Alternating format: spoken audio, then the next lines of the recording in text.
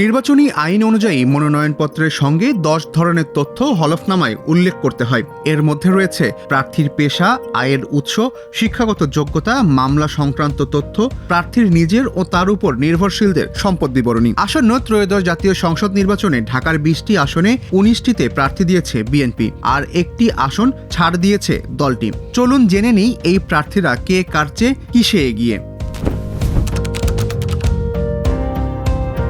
প্রথমে জেনে নিই এই প্রার্থীদের মধ্যে শিক্ষাগত যোগ্যতায় কে এগিয়ে।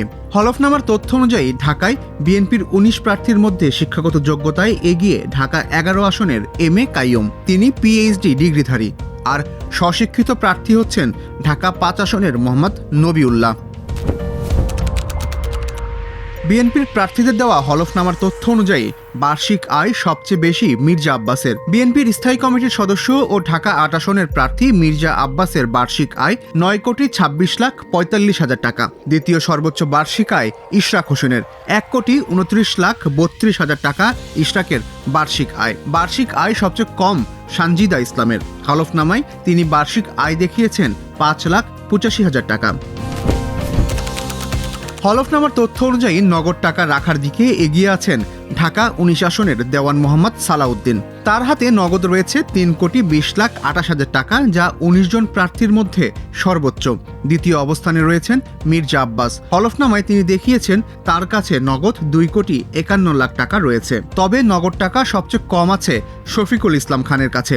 হলফনামার বিবরণ অনুযায়ী তার কাছে আছে নগদ 30,257 টাকা। অন্যদিকে ব্যাংকে সবচেয়ে বেশি টাকা রয়েছে ঢাকা 6-এর ইশরাক হোসেনের। ব্যাংকে তার জমা টাকার পরিমাণ 1,39,87,000 টাকা। ব্যাংকে জমার ক্ষেত্রে দ্বিতীয় অবস্থানে রয়েছেন ঢাকা 16 আসনের আমিনুল হক। ব্যাংকে তার নামে জমা আছে 1,18,12,000 টাকা।